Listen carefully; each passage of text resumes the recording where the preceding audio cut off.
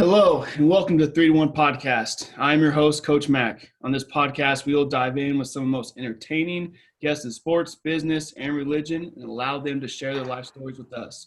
The inspiration for this podcast comes from Ecclesiastes 3:1, which says, "For everything there is a season, a time for every activity under heaven." All of our guests have had many wins and losses, triumphs and trials, ups and downs, but all of these seasons have made them who they are and ultimately led them to be successful. Their stories will surely be entertaining as well as encouraging to all of you listening. With us today on the first episode of 3 to 1 is a very special, influential person in my life, Seth Damron, head football coach of Allan, Hancock Junior College. How you doing today, Coach Damron? Really good, really good. Just got the babies down. So, yeah, even better now. The most epic part of the night. Yes, it is. It is always an adventure. I love it. Going off that, if I were to tell you that 10 years ago, if I were to tell you that you were a head coach of Allan Hancock Junior College, you had 2 beautiful kids, an amazing wife, what would you have told me? Yeah, you're probably accurate. I don't even know what my, I actually always did kind of have the goal of having,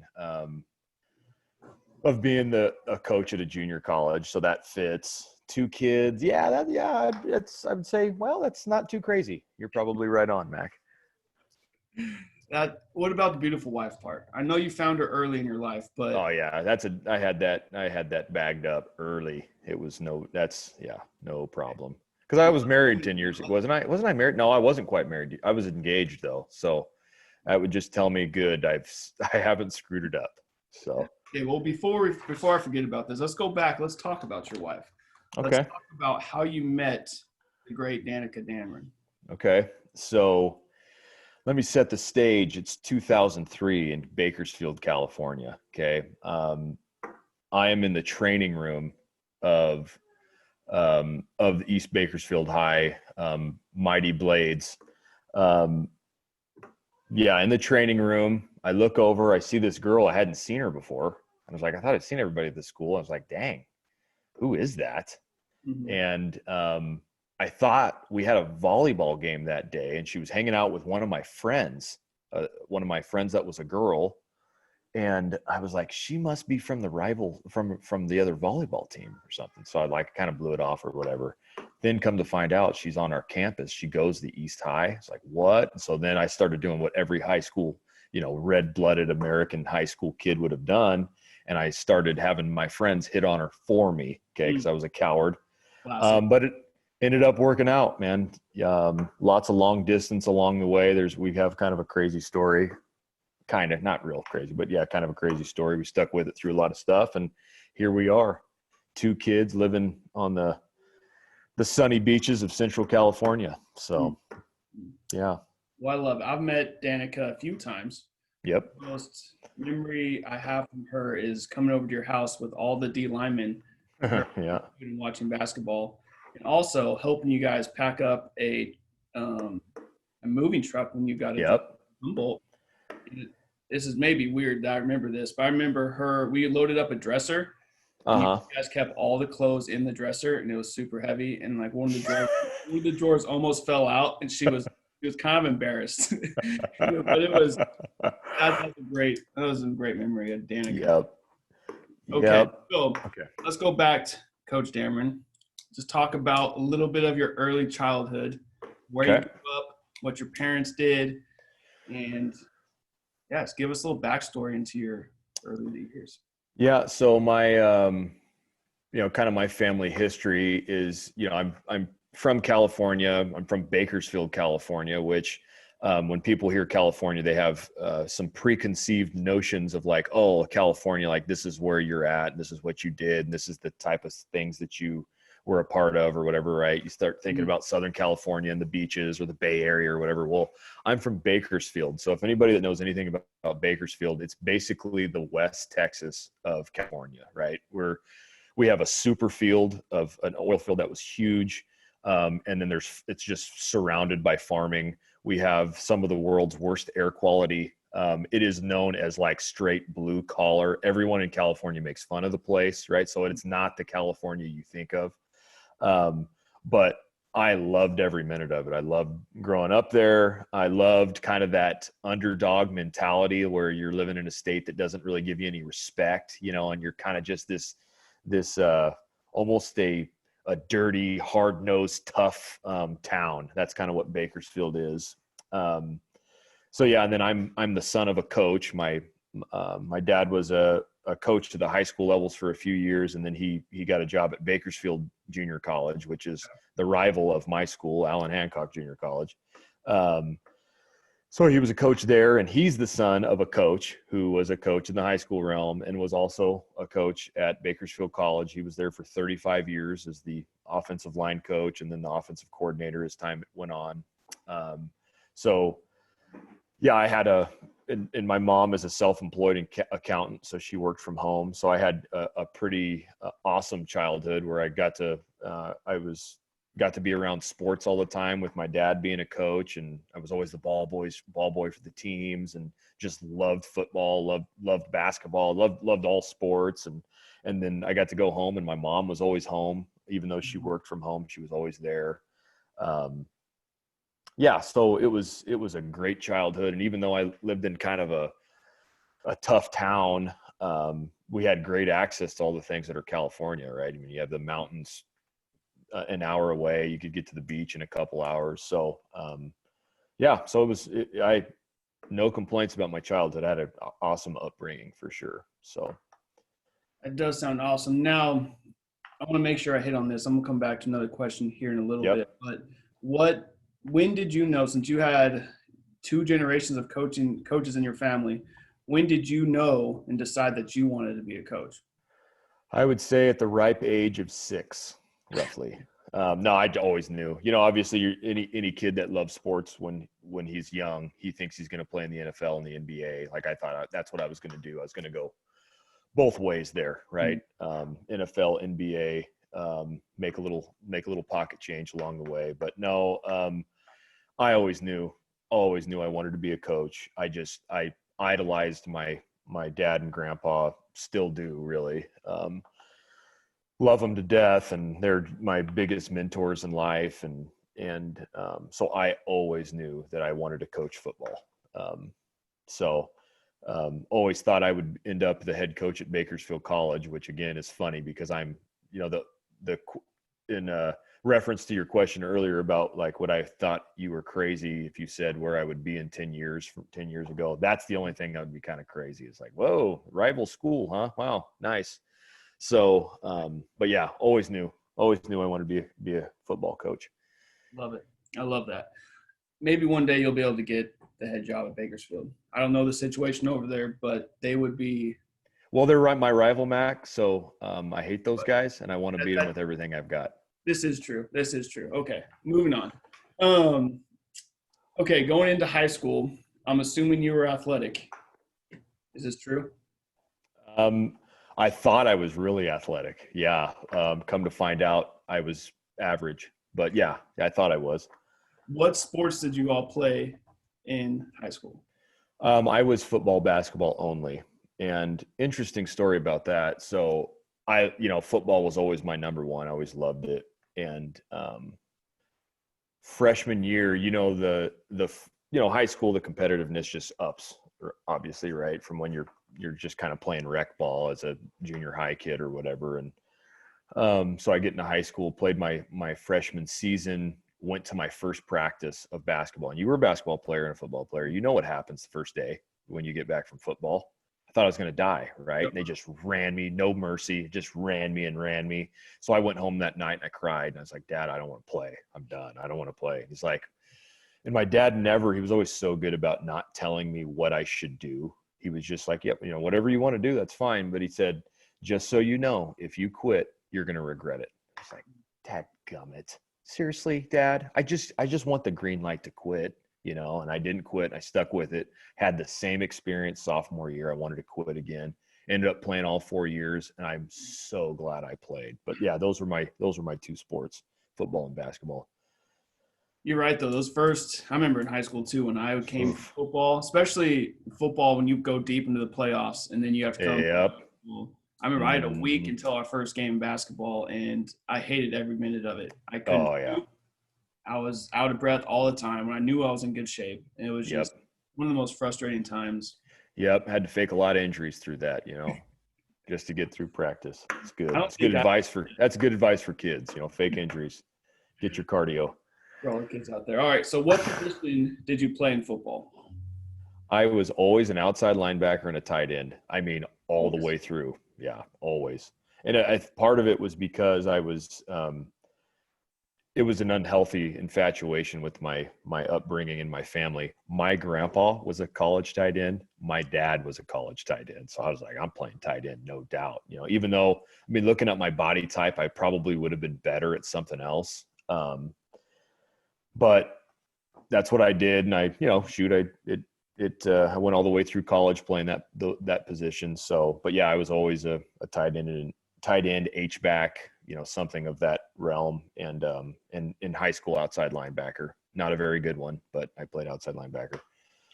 I don't know if I can see you necessarily tackling anybody. I have a, Oh man, that was bad. yeah, I wish I had more. I just wish I was more aggressive looking back at it. Now that I'm coaching on the defensive side, I was like, ugh, I would never have played for me. now you do know how to cut people. Yes. So I would have been a good cut tackler. I would have been good at that. You've been knifed everybody. Okay. Yep. After high school, you go to Bakersfield College. Yep. Did you play for your dad? I did for one season before he got out of football. Okay. Yeah, for one season there. And yeah, so did that and I was a gray shirt, so I came out and did the gray shirt instead of a red shirt so I could save my red shirt. And so I used it as the developmental year and did it the right way. I was every coach's dream in that sense, where I'd never miss anything, worked my butt off, and, just because of my upbringing, so did the gray shirt thing, got to play for my dad for about a year. And then, and then finished off my career there. Yeah. Now I played for my dad in high school, and it wasn't always the most smooth time Yep. in my dad's and I relationship. How was it playing for your dad? I know you're a little older and it's college level, probably a little different, but how was it? Any good playing for your dad? It was so short that first of all, I thought he was the best coach I'd ever been around. I just thought he was unbelievably good. But it was a very short amount of time. And I was a gray shirt. That was part of it too. So I wasn't in the thick of things.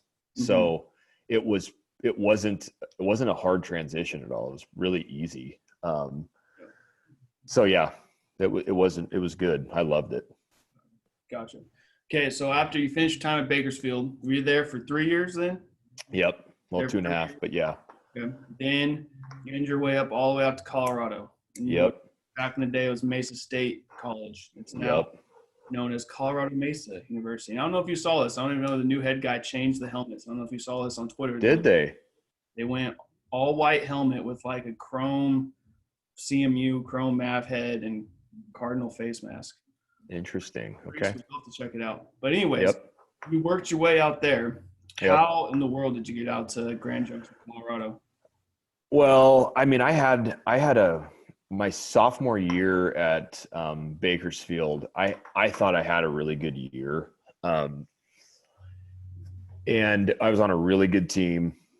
Should have won the state championship. We would have, could have, should have. But had we won the last game, because we were going 12-0 into the Southern California championship game, I take a knee to the back when I cut this guy, and popped off a couple processes off my spine. Not that I was, don't get my words twisted here. I was not the best player on the team, not even close, not by a long shot. We had some straight dudes on that team. But I was a pretty big part of the game plan, because I was able to split out wide, and our offensive coordinator, Carl Dean, he'd motion me in the backfield. I was the kick out lead up guy. So I was always a really big part of the game plan, and I got hurt the second drive of the game. and our quarterback was a stud and had played really well. He was the junior college player of the year. I mean, his stats were ridiculous for that time frame as a quarterback, and it just kind of threw the game plan off. And he ends up throwing 5 picks in the game. He threw 5 picks the whole year. He throws 5 picks in the game. We lose by 1 score.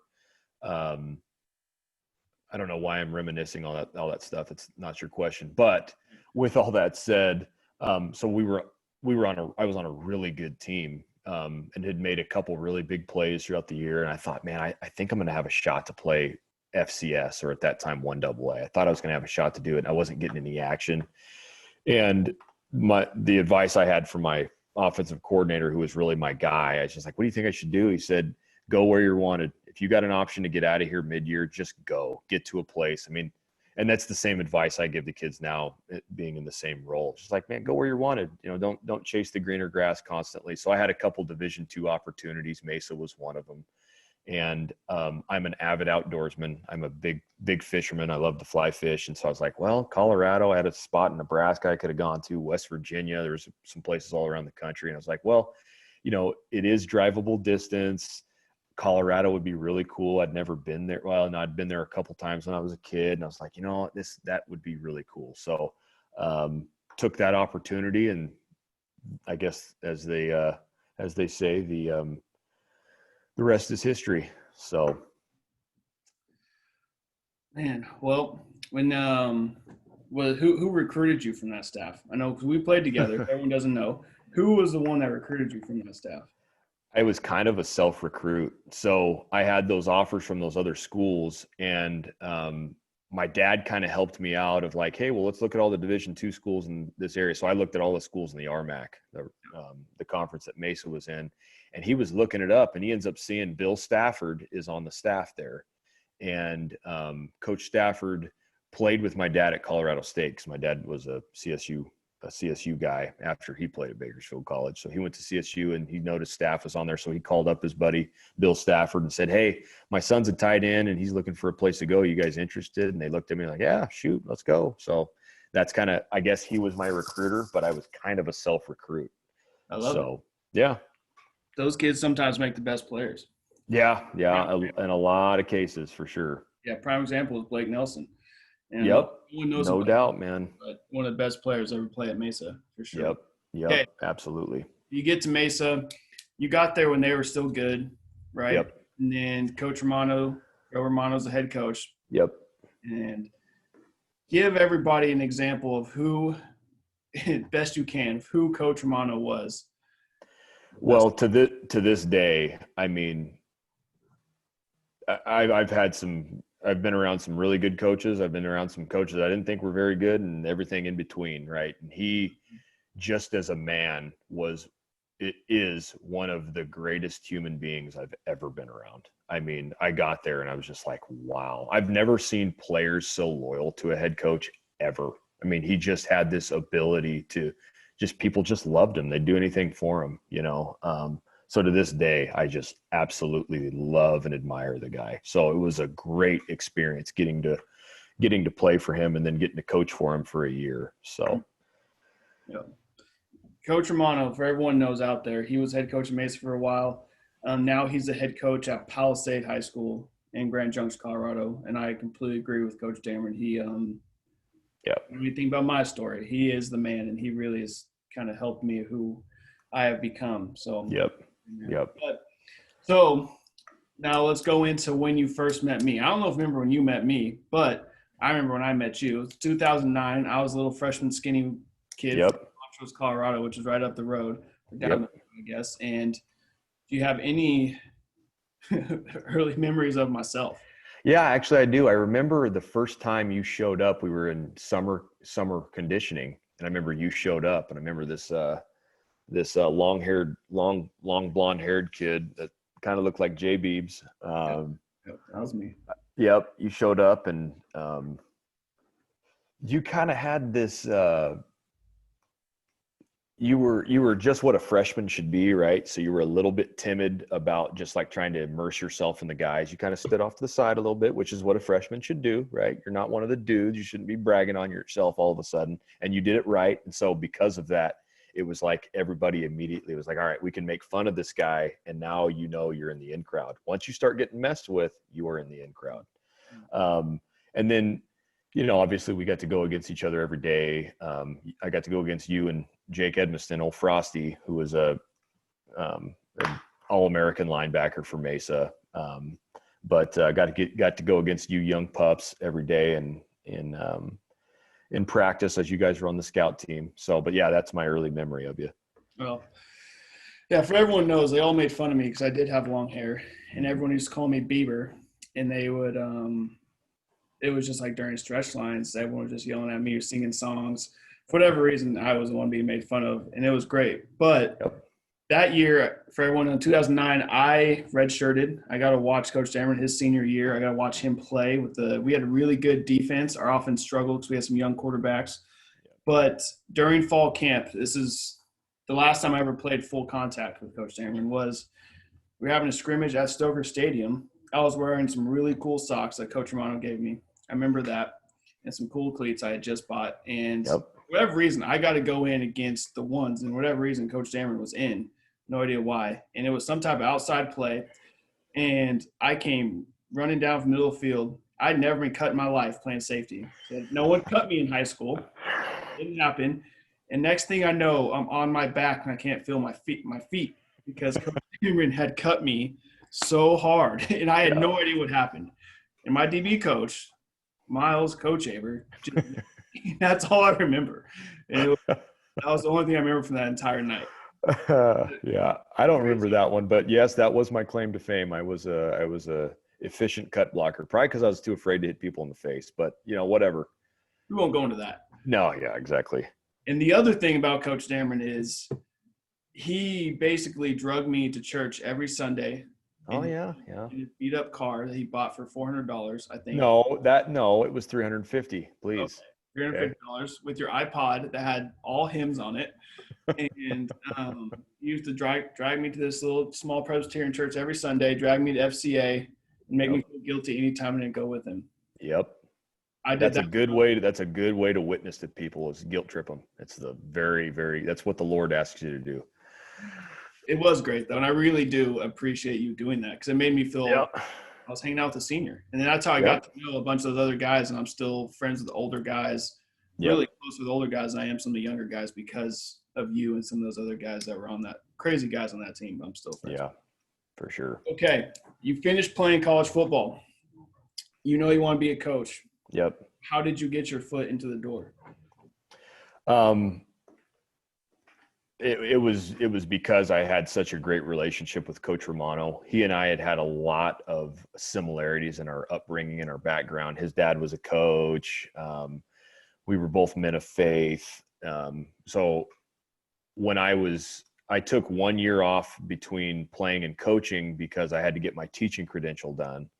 And then I moved to Kansas City for 6 months to get married. But prior to that, I was already in conversations with Coach Romano, and he wanted to have me on staff. And so he went way out of his way, and we didn't have GAs. We didn't have funding for GAs, but he funded it to where I was able to pay for my master's and basically my wife and my housing when I came back. So my first year coaching was the 2011 year. And getting my foot in the door really was just because of my relationship with the head coach there. Yep.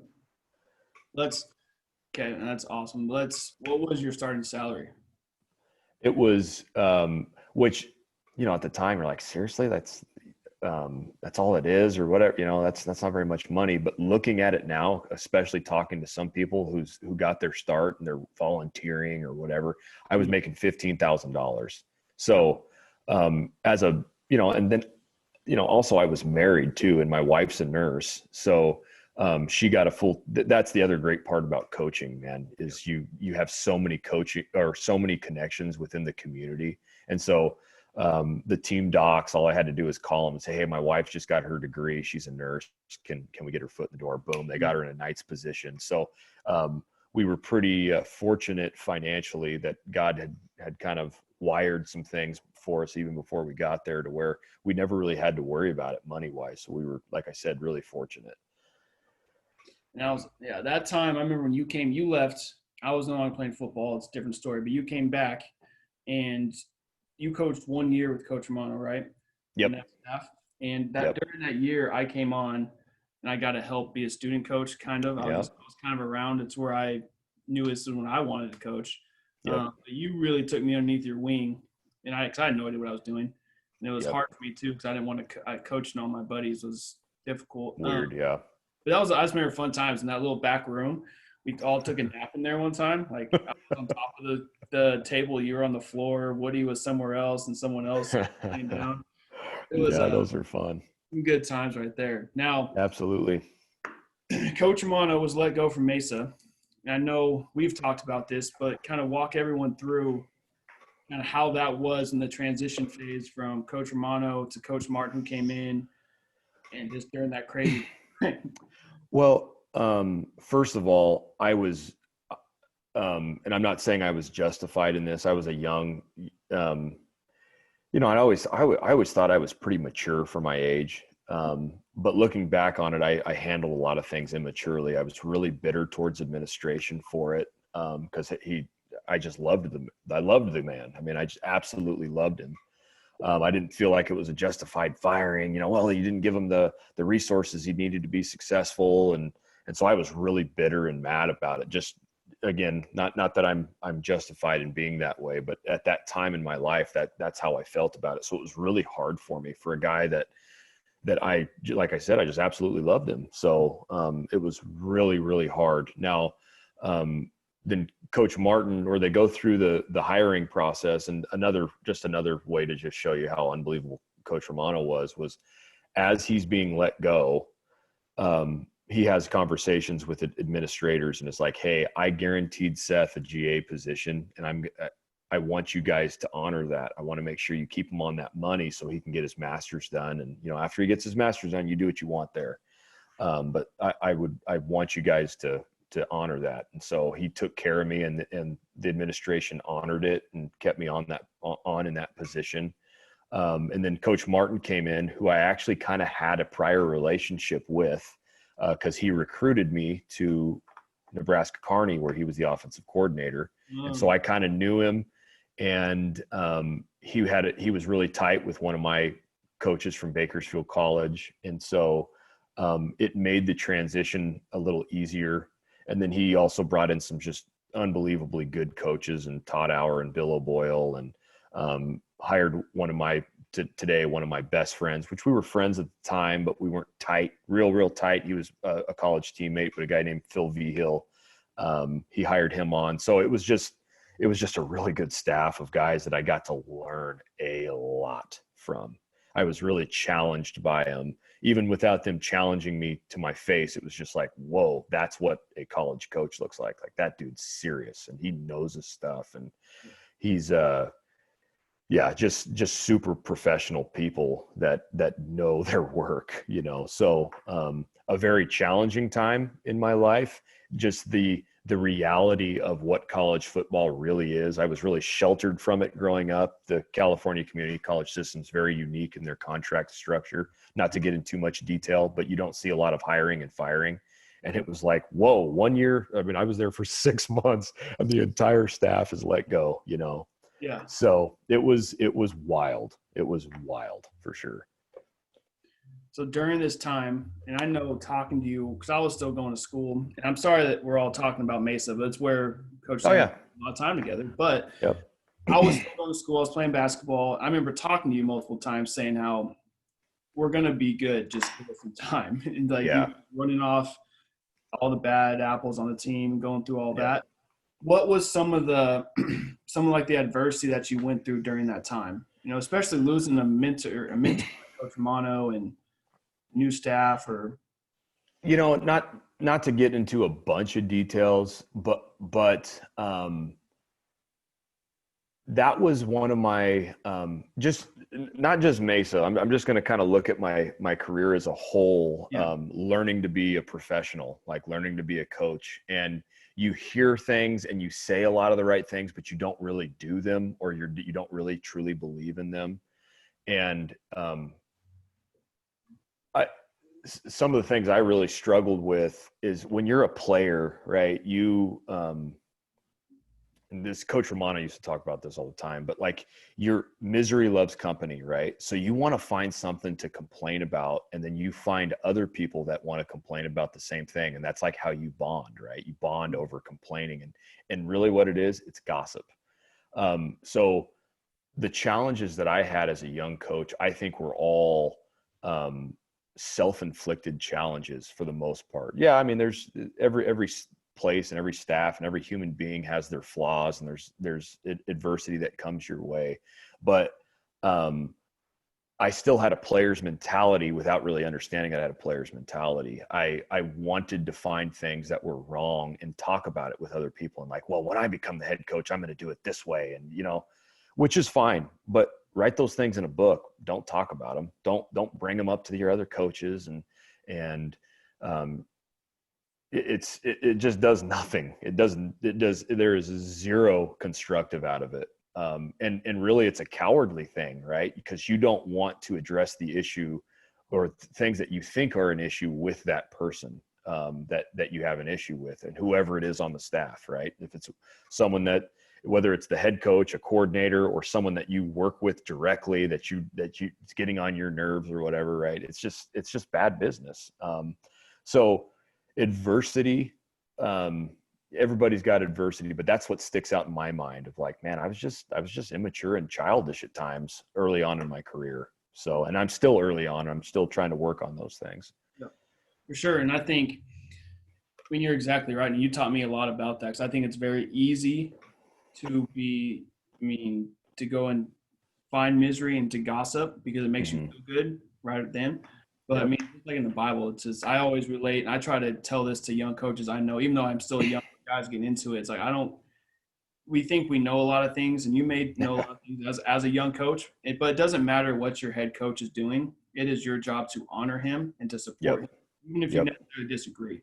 And that means not going behind his back and talking about what he's doing, what he's not doing, because it's just what breaks up a staff, just like would break up for sure. And I mean, and players aren't dumb. I mean, we were both players. You know when guys don't like each other. When there's drama on the staff, and then it forces you as a player to align yourself with one group or the other group, and so it divides a staff and it divides a team. And then the other part, as a staff, it's like, college football, most people spend a lot of time together. It's like you get to the point, and I started myself off so poorly because I was so bitter that the guy that I had so much allegiance to was fired. I was already kind of bitter towards everything, to where then it makes you miserable to go to work. It's like, why? I'm getting paid $15,000. Why would I, why would you try to make yourself miserable going to work? Not to say that I was miserable going to work every day, but everybody's been in one of those situations where it gets to a point where you're like, man, I don't even want to go in there. And like I said, a lot of it is your attitude. It's what you're doing. So, No, you're exactly right. Now, moving on. So you were at Mesa for how long? Was it 4 years? Yeah, it was 4 seasons. Yeah, I think we both kind of experienced the same things. I was there 4 years too in my first 4 years coaching. I don't know how you felt, but I felt like I loved Mesa. I loved everyone there. Yep. I knew everything, and it was time to go experience something new. That's what I wanted. I knew it was time for my career to move on. So I think that's how you felt. So you took a job at Humboldt State. Yep. Now walk us through kind of, you take a new job. You've taken a few now. When you take a new job, what's kind of the process you go through, especially with your wife, now having kids? Kind of what's that process like? Well, first of all, it's very individualized per person, right? Like everybody's got their own set of circumstances. I was married, and I knew I had worked myself into a position at Mesa where I was full-time. But I also knew that I probably wasn't going to get a shot to become a coordinator.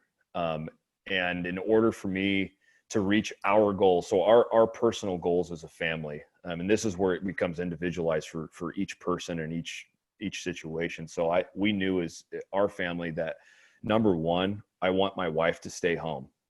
We wanted her to be able, and that's her desire. We want her to be able to stay home and be the primary influencer of our kids. Like, that's what our goal was.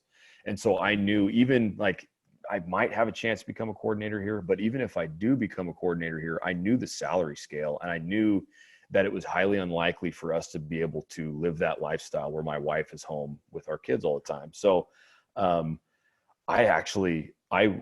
some people would think this is crazy, but I actually went from a full-time position and I moved to Humboldt State, where I was in a part-time role. So I went backwards. I went down, both in pay, not significant, but both in pay, but also benefited in my benefits. And so,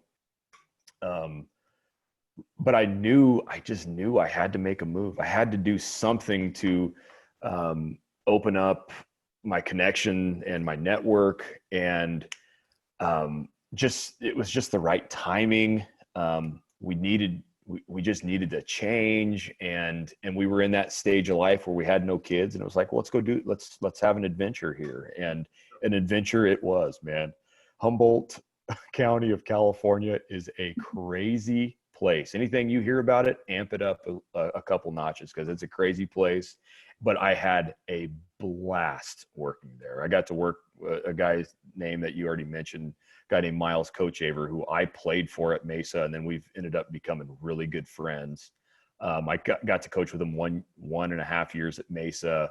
So he ends up getting offered the defensive coordinator job there, and I got hired as the linebackers coach, and we just had an absolute blast, and we won a bunch of games in the 1.5 years I was there, and it couldn't have gone any better. Yep.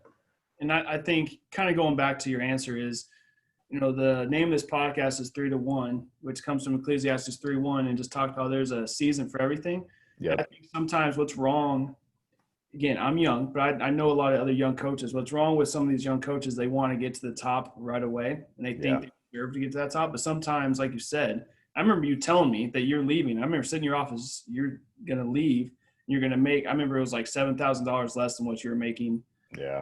Mason, I remember thinking, what is he doing? This is crazy. But now that I've kind of gone through it, it makes sense, because you got to go back sometimes to move forward. And it's very individualized too. Yeah. Like, some people would have said, nah, that's not the move for us. So yeah, it's interesting. For sure. Okay. So you're there for how long were you at Humboldt? I was only there for like 18 months. So I got there in January or February, and then I got this job at Hancock a 1.5 years later. So I was there in July of whatever that is, a 1.5 years later. So I think I was there 2015, and then I got hired here in 2016. So not very long. So I was there for 2 spring balls and 1 season. Gotcha. So now you're at Hancock, back in the JC life. Yep. What do you think, for people who don't know, and I think a lot of people watch like Last Chance U, mm-hmm. that is their version of, junior college football. Yep. What do you think? Do you think that show does a good job telling the story of JC football? What do you think it doesn't do a good job? Kind of give us a brief into what JC football, especially in California, looks like. Yeah, and it bothers me, and this isn't to talk badly about anybody, because everybody's got their own style and all that. But I feel like it's a fairly poor indicator of how a lot of coaches operate in the junior college system. Well, at least the California JC system. I haven't spent a lot of time outside the California JC system. The California junior college system is very unique in the sense that there's limited full-time coaches on staff, because I'm hired as a professor of kinesiology / a football coach. So you'll notice that guys get jobs in this system and don't leave. Well, that's because they're a tenured professor. Mm-hmm. So you're protected to where there's not a lot of hiring and firing, which is great. There's obviously negatives to the tenure system too. If you want to get political, you can talk about that all day too. But because of that stability, it allows you to not, it allows you to stick to your morals and ethics. And because it's like, well, if I lose another game because I didn't play this guy because I don't think what he's doing is right, and I really want to show him, I really want to make a point here that he needs to change how he's acting. Well, it's no sweat off my nose. It's not like the AD's breathing down my neck to fire me, So it's pure. It's very pure football. And I don't think that show does a great job of showing the purity of what we get to do, right? It's just grassroots. Like, our playbooks aren't, first of all, I don't even have a playbook, right? We don't have to draw up playbooks. And every coach in here is probably, if any coaches are listening to this, you're like, you don't have a playbook? One, they're like, oh my gosh, or how are you organized? One, or they're like, oh man, thank the Lord that you don't have to spend the million hours on a playbook, right? Because anything that is considered halfway fluff, you just cut it out. You just don't do it, because all that matters here is that your kids do what you do well, right? So we run the power here offensively, and we run it over and over. And we're not trying to impress anybody, right? We just do what we do. On defense, this is what we're going to run on defense. And these are the things that are important. We're going to pursue the ball.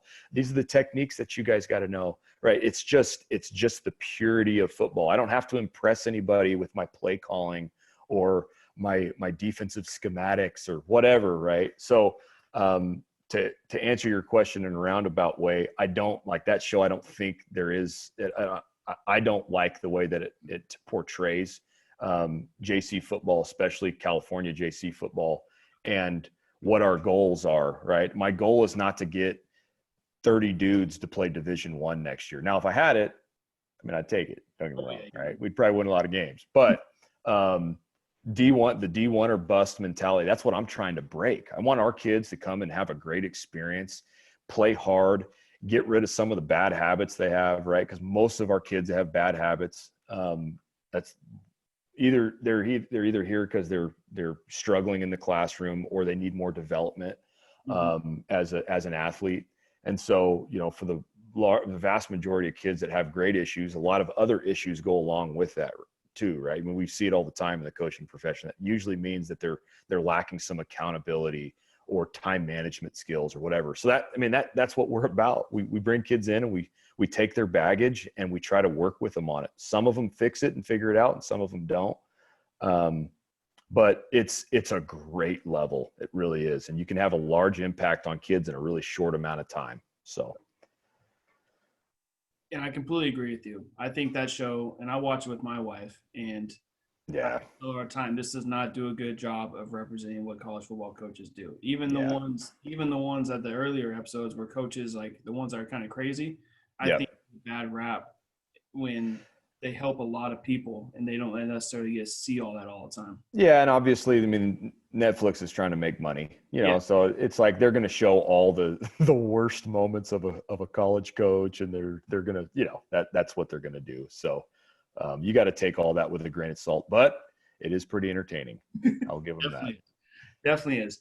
All right, now circling back around. So now you're a new head coach. You just gave us a great inside look of kind of why you coach and like what JC football is like and why you kind of love it so much because it's so pure. Yep. Now you're a new head coach. COVID's happening. There is no spring football for California JUCOs. So how are you handling this going into your first? How long have you been head coach? 2 months? 3 months? Since April, so whatever that is. All these months are running together. And now how are you handling all this that's going on and being a new head coach? It's really interesting that I'm a pretty nervous person by nature. Like, I just get nerved up about stuff. And it's like, as I became the head coach, it's kind of weird. It's like the pressure's off because I'm such a people pleaser, which is not a good quality about myself, that it's almost like, well, I was ready for it. I've been prepared for this, or people have been preparing me for this my whole life. And it was almost like, man, it's a weird sense of calmness, to be honest with you. I don't know why. Maybe it's because I knew we weren't going to have a season. Like I saw the writing on the wall for how our state has handled things.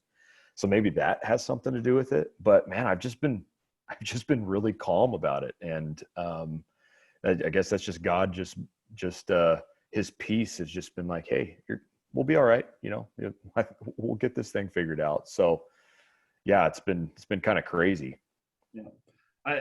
I appreciate that answer, because for me, I've been telling a lot of my friends, they're like, what are you doing? I was like, I don't know. My title is a football coach, and there's no football. Yeah. I really don't know what I'm trying to do. It's a big reason why I'm doing this podcast and why I believe in my name of it, because there is a season and a reason for everything, as corny as that sounds. But it is really hard. It is very hard. So I've been really trying to focus on every day, just be super positive, even annoying positive. Yep. So I can make myself positive. Yeah. Do it all and try to make myself better and really focus on like at least one thing a day what I'm going to get better at. So, yep. So during quarantine with your family, give us the best. I know you had a great time because you just sent me videos of you guys fishing, not obeying the rules in California. Yep. Tell me the best thing you guys did as a family in quarantine. Oh, we did so much, to be honest with you. Like my wife and I, we just have always loved to travel and do road trips and stuff. And it's really hard to do with kids. I mean, anybody that has kids knows that. And we got little kids. It's a 3-year-old and a newborn. But so our baby boy, he was born in January. And then we got this psychopath 3-year-old running around here. I mean, she is straight nuts. So we did a lot of fun stuff because it was like we would have lost our mind if we just stayed here every day with them. Like Windsor, our little girl, she might have killed us. So yeah, we did a bunch of stuff that was fun.